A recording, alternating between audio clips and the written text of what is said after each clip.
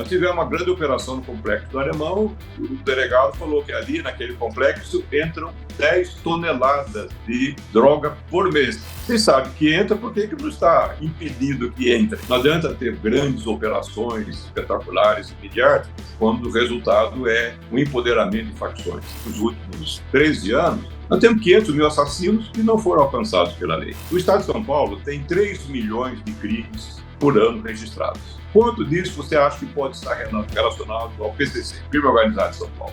1 a 3%. O crime organizado está preocupado com o sujeito roubando o celular, ainda que ele tenha a carteirinha da facção. Pode falar. Olá, começa agora o programa Pode Falar. O Brasil convive há décadas com um paradoxo inquietante. Ao mesmo tempo em que tem uma das maiores populações carcerárias do mundo, também registra altos índices de violência, homicídios e expansão do crime organizado. De um lado, vemos milhares de prisões, do outro, a percepção da impunidade. De um lado, operações policiais cada vez mais letais e do outro, comunidades que vivem entre o medo e a ausência do poder público. E para falar um pouco sobre esse assunto, está aqui conosco o coronel da Reserva da Polícia Militar de São Paulo e ex-secretário nacional de Segurança Pública, José Vicente Filho. Muito obrigado, coronel, por aceitar falar conosco do Pode Falar. Muito obrigado. Há muito tempo a gente não se fala, né? Desde a época da TV Cultura. É um prazer estar com você, William. Já te conheci de longa data, mas para um tratar de um assunto que é um assunto inquietante, que você pontuou, mas que precisa de debates. Muitos debates, muita coisa não está no radar da população, é bom que ela conheça. E também, a partir daí, tem que exercer o espírito crítico, até para cobrar das autoridades que vêm pedir nossos votos aí em outubro que vem. Coronel, eu te convidei porque, para mim, o senhor é uma das pessoas que mais entende sobre segurança pública no Brasil e eu acho que todo mundo tem que ouvi-lo, inclusive as autoridades, pelo menos para colher um pouco de informações, para a gente ter uma política pública mais séria e mais direcional, mais ativa ou mais efetiva para o nosso país. Vamos começar aqui. Eu tenho ouvido muita reclamação, com muita frequência, inclusive, que a violência no Brasil está no seu limite, né? A população, coronel, está certa em sentir tanta insegurança? Existe um descompasso entre a realidade dos números e o discurso oficial? Na verdade, são vários sintomas dessa doença da segurança pública. Nós temos uma taxa bastante elevada de assassinatos, né, os homicídios, que vem caindo discretamente. E discretamente, mas nós estamos numa faixa aí de 18 mortes por 100 mil habitantes, que é um indicador que a gente usa para comparar momentos diferentes, alguns anos passados, para o atual momento, ou comparar diferentes localidades. Mas, de qualquer maneira, ainda que haja alguém comemorando esses índices indecentes ainda, é bom lembrar que nós temos vizinhos aqui, como o caso até da Bolívia, que tem 1/3 da violência brasileira nesse particular. A pior violência é o homicídio, é o principal termômetro para se medir a questão da violência em qualquer localidade, em qualquer país, ou cidades. Nós temos áreas bastante complicadas. Mas o que nós temos no Brasil é um painel bastante diverso quanto às manifestações de violência. Nós temos o Norte e Nordeste, que tem padrões muito elevados de violência em relação, por exemplo, mesmo a média nacional, mas em relação ao Sul, principalmente o Sudeste. O Sudeste tem as melhores taxas, caso especificamente de São Paulo e Santa Catarina, que, curiosamente, tem os piores efetivos policiais, proporcionalmente à população, mas temos melhores resultados. Já mostra por aí que não é só botar mais policiais para resolver o problema. Mas, nesse grande complexo painel, nós temos algumas particularidades locais, como as milícias do Rio de Janeiro, que são produtos tipicamente carioca, né? Poucas manifestações desse tipo acontecem em alguns locais do Brasil, ameaça um pouquinho em Fortaleza, ameaça um pouquinho lá nas periferias de Belém do Pará, mas é o Rio de Janeiro que consome aí o sono de milhões de cariocas em comunidades dominadas. Dominada quer dizer pessoa que submete a população às suas normas locais. Elas impõem regras, impõem castigo, cobram, pura e simplesmente por estar vivendo naquele território livre comandado por esses grupos criminosos. Nós temos uma dificuldade extraordinária em relação às nossas fronteiras. Fronteira a oeste que nós temos, que, contudo, nós temos uma fronteira leste, que é o Oceano Atlântico, e a outra fronteira seca tem 17 mil quilômetros, que é a distância de São Paulo a Tóquio. Ninguém faz ideia do tamanhão que é essa fronteira nossa. Né? E é uma dificuldade imensa, porque é por lá que entram produtos que dão poder a muitas facções espalhadas pelo Brasil. É o caso das drogas, é o caso das armas, das munições, do contrabando. Elas dão muito poder porque são estruturas de ameaça e de comércio por parte dessas facções. E aí, um rolo de estruturas, de instituições, deveria estar cuidando, não consegue, porque nem estão devidamente articuladas. Ou seja, até as Forças Armadas têm incumbência de segurança pública, de poder de polícia, em toda essa faixa de fronteira. A aeronáutica tem livre trânsito de poder de polícia, a aérea, evidentemente, a marinha, todos os rios, lagos e mares. E, no entanto, o problema continua. O governo do Rio tem uma ladainha antiga de que o Rio não fabrica armas, não fabrica drogas, não planta maconha, mas entra em quantidades industriais. Tudo bem, nós temos a fronteira gigantesca, mas é a fronteira do estado do Rio. O que o estado está fazendo? Né? E a fronteira da Rocinha, uma favela que consta que é o maior comércio de droga do Rio de Janeiro, tem 3 entradas, 3 ruas praticamente para vigiar e ninguém está fazendo. Nós tivemos uma grande operação no Complexo do Alemão, um delegado falou que ali naquele complexo entram 10 toneladas de droga por mês. Vocês sabem que entra, por que não está impedido que entrem? Né? Que entram 1.000 armas de guerra por mês. Se está entrando, por que não estão impedindo? Então, nós vemos que há problema de incompetência generalizada, tanto no âmbito federal como no âmbito dos estados. O governo federal, frequentemente e confortavelmente, coloca muita culpa nos estados, que têm realmente um poder muito grande com as suas estruturas de polícia civil e militar, que faz a segurança das ruas, do dia a dia dos cidadãos. Mas a realidade é que hoje nós temos estatísticas bastante diversas em relação à quantidade de facções. Antigamente a gente chamava de quadrilha, né, William? Agora tem as facções. Agora a facção, grandes... crime organizado e super organizado, né? Então elas cresceram, mas nós temos em grandes, médias, pequenas facções, alguma coisa entre 80 e 90 facções atormentando pelo país afora. E toda a veiculação, toda a circulação de drogas, armas, munições pelo país, a deflagração de duas filiais, duas franquias pelo Brasil afora, é a competência da Polícia Federal, principalmente, que não vem fazer bem o seu trabalho. Não adianta ter grandes operações espetaculares e midiáticas quando o resultado é o empoderamento de facções. Não é mérito, simplesmente, das facções. As facções crescem, como todo crime cresce, na oportunidade dada pela ineficiência, pelo desinteresse das polícias, sejam federais, sejam estaduais. O coronel, eu estou vendo aqui pela sua fala inicial o desafio que o Brasil tem em estabelecer uma segurança pública para o país, né? Parece que ela tem que ser mais setorial, mas nós vamos falar mais sobre isso aqui. Agora, o paradoxo que eu abri aqui na nossa abertura sobre isso que tem no Brasil, que é uma das maiores populações carcerárias do mundo, né? E, no entanto, tem essa sensação de segurança, né? O que revela isso, esse modelo de segurança brasileiro? Prender não adianta, não é isso? Pode adiantar, sim. Porque é o seguinte, uma pesquisa feita pela Universidade Federal de Pernambuco, a partir de mais de 1 milhão de movimento de presos, entra e sai dos presídios, ela fez uma checagem para verificar quantos dos presos que saíam do sistema, né, por cumprimento de pena, por progressão de pena, etc., que retornava por cometimento de crime, estava a reincidência criminal, retornava um período de até 5 anos. E o que a gente percebe é que, pelo menos, 40% não volta mais. A pedagogia do sofrimento dos presídios não é porque houve uma grande administração dos presídios, que não há no Brasil, obviamente, mas a pedagogia do sofrimento fez com que muita gente pensasse, eu não quero mais voltar para lá.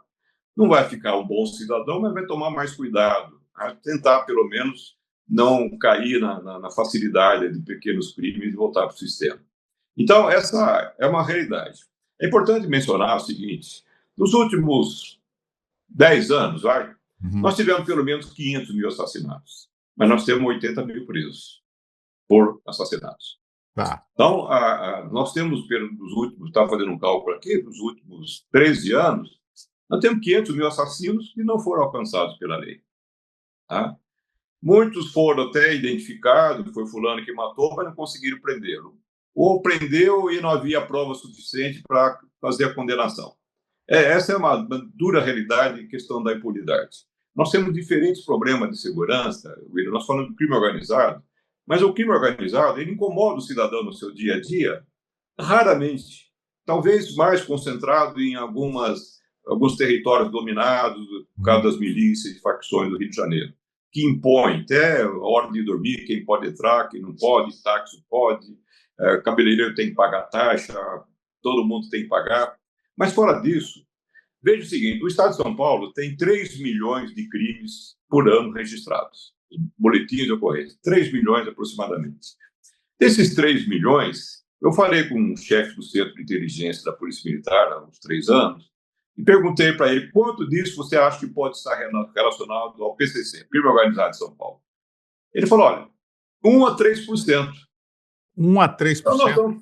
Então nós estamos falando de 97% de crimes, o roubo do celular, da bicicleta, até roubo de carro, né, nas quantidades industriais aqui em São Paulo. Mas esse dia a dia do crime, o crime organizado não está preocupado com o sujeito roubando o celular, ainda que ele tenha a carteirinha da facção. Esse número, então, são os pequenos furtos? Então, se a gente tivesse mais polícia na rua, resolveria esse problema, é isso? Também não é o caso. Não? Porque fica essa ilusão, vou colocar um policial em cada esquina. Né? Eu vi um policial na Inglaterra falando isso, que era um Bob in each corner, né? Um policial que chama de Bob em cada esquina. Não é isso. Mas você veja o seguinte, nós temos 3 milhões de registros criminais, e quantos presos que a polícia prende desses 3 milhões? 150, 170 mil, 5%. Então, 95% dos que cometem crime pode ficar tranquilo que não serão apanhados.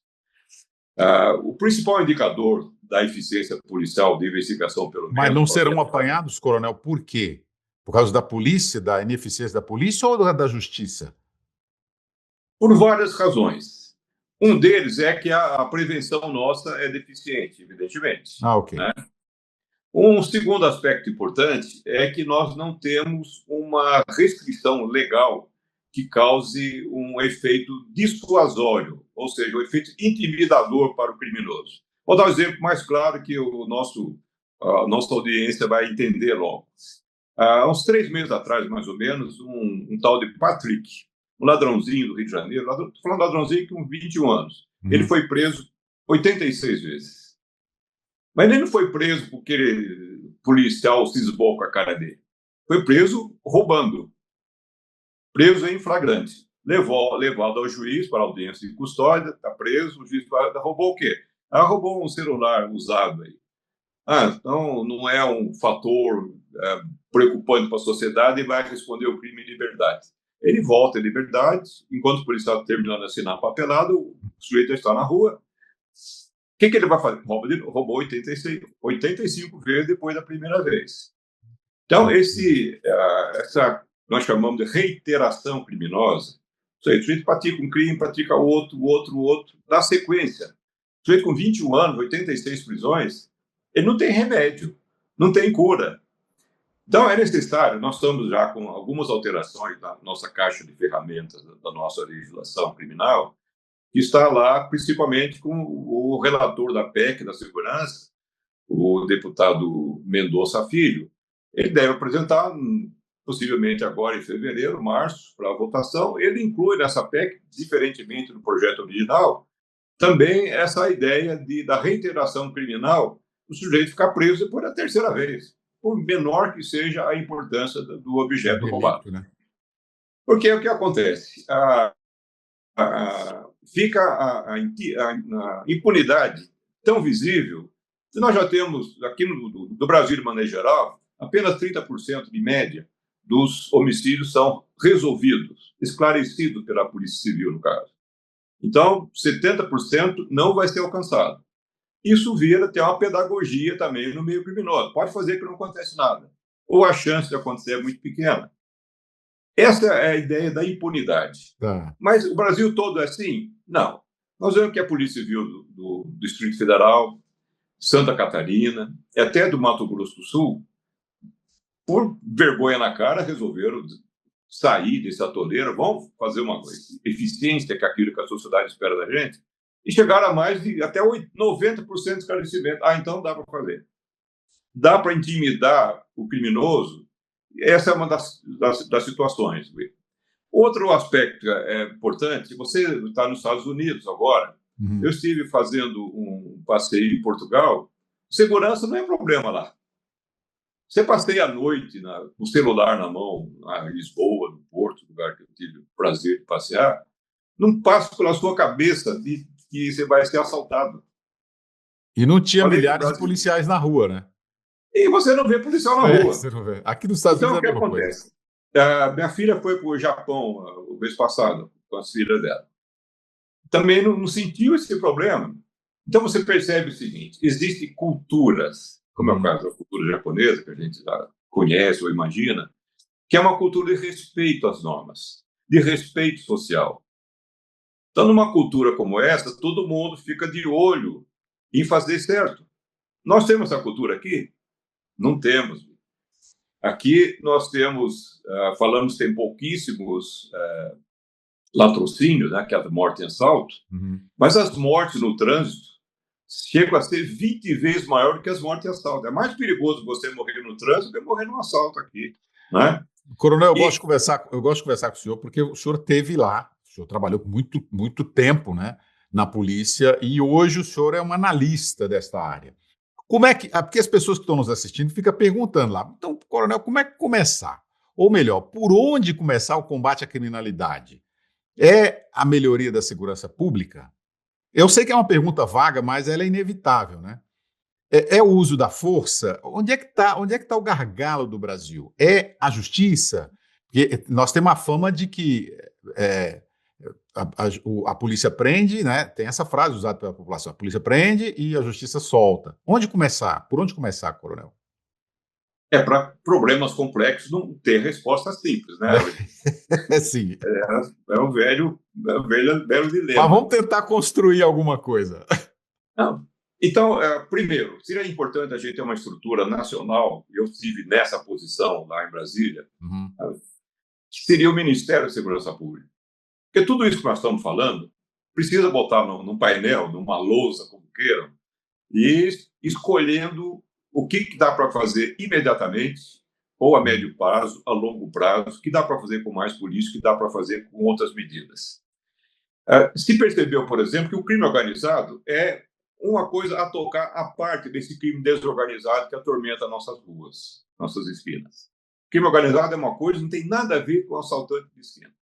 Crime organizado, se percebeu que é necessário ter e já tem, uma grande estrutura, um grande banco de dados criminais. Nós chamamos de inteligência criminal. Inteligência quer dizer informação tratada, né? E a partir daí, verificar quais são os instrumentos que nós podemos utilizar isso aí para ir onde em cima do crime organizado. Nós temos vários tipos de crime organizado. Nós temos o crime organizado das milícias, que é uma coisa tipicamente local, mas nós temos um grande crime organizado que mexe grande soma de dinheiro. Essa grande soma de dinheiro, ela vai naturalmente, de alguma maneira, vai ser aplicada, vai ser lavada, como se diz. Vai ser aplicada em alguns locais para aparentar que ser dinheiro de fonte legal. Faz isso através do mercado imobiliário, fazendo, como se percebeu, até aplicações financeiras nas fintechs. De repente, o Ministério Público aqui de São Paulo desenvolveu uma grande operação chamada Carbono Oculto, que o governo federal está reivindicando como sendo dele, só que foi sair de São Paulo. E se percebeu a necessidade de você ter outras fontes de informação extremamente importantes para acompanhar a movimentação financeira, que é o caso do COAF, que é um conselho que acompanha movimentações financeiras. O COAF ele recebe 20 mil comunicados por dia de movimentações suspeitas. Então, é necessário ter um sistema de inteligência para separar o joio do trigo, e a partir daí ir no pescoço financeiro das principais facções. Para isso, o Ministério Público solicitou a colaboração do Banco Central, do COAF, do Ministério Público Federal, da Polícia Federal, da Polícia Militar, que foi fazer o seu braço de força nessa operação. Foram 8 entidades. Então, é necessário uma grande coordenação. E o Ministério da Segurança Pública, ele está numa posição para fazer essa coordenação, até porque ele subordina grandes estruturas federais, como o caso da Polícia Federal, o caso da Polícia Rodoviária Federal, que não tem tanta participação, mas também colabora. Mas tem grandes estruturas, como as Forças Armadas na fronteira, como é o caso do COAF, acompanhamento do follow the money, né, a questão financeira do crime. Então, a competência de trabalhar essa complexidade é do governo federal, sim. E aí, se articular, é uma questão de liderança pública, portanto, se articular com os governos estaduais para ver o que nós podemos fazer. Você faz sua parte, eu faço a minha, que é federal, mas algumas coisas nós vamos fazer em conjunto. Nós, naquela operação, por exemplo, que ocorreu lá no Rio de Janeiro, com 121 mortos, nós percebemos que logo depois houve um grande clamor da população, clamor político em cima dos governos, do Estado, do governo federal. Vamos criar um escritório de emergência para coordenar os trabalhos conjuntos. Isso já faz uns 4, 5 meses, né? Alguma coisa foi criada? É. Alguma coisa foi criada? Foi criado na hora, anunciaram, o ministro Lewandowski anunciou. Criamos aqui o escritório de emergência para coordenação dos recursos e esforços federais e do Estado. Aconteceu alguma coisa? Não. Né? Então, nós não podemos ficar ao sabor de respostas a cobranças de momento, cobranças de urgência. Por isso que nós falamos, William, que essa complexidade que te assusta, como a todos nós, ela precisa de uma estrutura, uma política. Acho que uma política para a segurança pública quer dizer o seguinte: eu estou identificando um grande, grave e urgente problema, identifico claramente onde estão facções, dia a dia, legislação, todo esse conjunto, e a partir daí eu vou buscar quais os recursos que eu preciso. Eu preciso de recursos do Congresso, preciso de recursos financeiros, eu preciso de estruturas de governo. Quais são esses recursos? E agora, quais são as estratégias para eu usar esses recursos e ir afetando os problemas que estão acontecendo? Porque nós temos alguns bons exemplos, pelo menos. Santa Catarina tem a melhor segurança pública do país. É melhor que São Paulo em vários sentidos. Tá? Além de ser um estado bonito, bom para passear, ainda tem uma segurança pública muito boa. Se lá funciona com a mesma legislação, com as mesmas mazelas sociais que nós temos, tem que funcionar em outros lugares.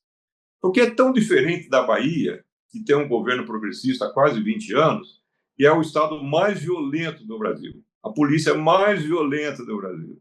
É o lugar que mais se mata jovem do Brasil. Então, essas discrepâncias, é necessário começar a fazer uma articulação, um balanceamento. O que funciona lá que a gente pode pôr na Bahia? Então, essa é uma situação, as respostas complexas, elas virão de uma estrutura que seria o Ministério, mas, para isso, eu costumo dizer o seguinte: a chave do balcão, do galpão de soluções, tá? Tem um galpão cheio de ferramentas, chama-se prioridade. Quando a gente dá prioridade, a hora que você está com uma baita dor de cabeça, um ardor no peito, você corre para o hospital, porque é prioridade. Enquanto não der prioridade para essa questão, elas não vão começar a ser resolvidas. Então, pelo que eu estou vendo aqui na nossa conversa, é que não dá para pensar uma política nacional única, né? Você tem que pensar numa política nacional, uma política de segurança, que ela deve ser centralizada e também adaptada às realidades locais, é isso? Sim, é necessário. O problema é que, claro, num ano eleitoral como nós estamos vivendo agora, tudo que você fala, o pessoal pondera se vai ganhar ou perder votos. É incrível. Então, a discussão hoje é completamente irracional, você não consegue avançar. Mas, pelo menos, os candidatos, estão cobrar isso deles, candidato à presidência, e os seus estados também, os governadores, eles precisam mostrar qual é a sua ideia para a segurança pública. Mas o problema é a hora que fala a segurança pública. Eu tenho uns relatos colhidos aqui ao longo da história do Rio de Janeiro. Tem um Cabral, num evento que eu fui lá, ele falou uma coisa, está no livro, inclusive: vamos para o confronto. Aí o Itzel falou: vamos para o confronto. E deu um pulinho de alegria quando mataram um bandido na ponte lá. Daí o atual governo do Rio de Janeiro nós não temos outra solução senão ir para o confronto. O confronto não é ele que vai, né? É o coitado do soldadinho da PM que vai subir o Sim. morro, né? Então, porque esse discurso da polícia valente, e aí os estados mostram os seus fuzis de combate, o caveirão, carro blindado e roupa camuflada, começa a aparecer todo um trabalho que é um trabalho de repressão. E nós esquecemos profundamente da força que tem a prevenção. Veja o seguinte, nós temos, os municípios estão muito esquecidos do seu papel de prevenção. Mas o município, só para dar um exemplo muito simples, ele ajuda muito a prevenção, ajudou muito, hoje nem tanto, já está tudo resolvido nessa parte, iluminando as cidades. A iluminação de qualidade, ela tem efeito muito claro na redução de violência, inclusive, porque ela aumenta o risco para os criminosos. Porque, no final das contas, o dia a dia da segurança é uma questão de você trabalhar oportunidades e riscos. Se tem muita oportunidade para o crime, para os criminosos, e o risco é baixo para ele de ser apanhado, ser condenado, ser preso, ele vai continuar em alta. Nós temos que aumentar o risco, e aumenta o risco fazendo uma série de trabalho de prevenção. Nós temos experiências, por exemplo, o Pernambuco ampliou muito seu trabalho, mas ainda não deu a oportunidade que precisava, mas vem crescendo muito no país as escolas em tempo integral. Você tira a garotada da rua, você tira oportunidades dele cometer crime. Essa é uma questão extremamente importante. E isso faz parte também das políticas de prevenção. É um debate que nós não fazemos porque, simplesmente, politicamente, interessa dizer que a minha polícia ela vai para o confronto. Nós lamentamos a morte de 4, 5 policiais, mas pelo menos matamos 117 criminosos. Devia ter vergonha de falar uma coisa dessa, não é, William? Mas essa é uma realidade. As pessoas usam esses cadáveres todos para fazer política. Porque o cidadão, quando vê bandido morto, ele aplaude. Mas só que naquele caso Morro do Alemão não foi só bandido, né? Foi também a polícia, né? E eu vi uma entrevista do senhor dizendo isso. Quando um policial morre, há alguma coisa errada nessa operação, né? É fracasso da operação. É fracasso absoluto, né? Pois é. Então, essa é uma dura realidade. Então, o debate político hoje está muito contaminado. Tá. E nós não estamos vendo racionalidade nessa questão do debate das soluções para a segurança pública. Acho que, pura e simplesmente, que botar mais pena mais severa e tropas para reprimir. Eu gosto de dar um exemplo, William. Tem uma favela no Rio de Janeiro para mostrar a inutilidade dessa força de repressão. Tem uma favela no Rio, Jacarezinho, tem 38 mil habitantes. A população da cidade é Aparecida, aqui no Vale do Paraíba. 38 mil habitantes. Entre 2007 e 2020, a polícia fez 289 operações, com 186 mortos. Se a operação policial funcionasse, depois da 20ª operação, ou 30ª... Já tinha resolvido. Ou 78ª, estava um paraíso o Jacarezinho. E não acontece. Mas eles vão continuar insistindo.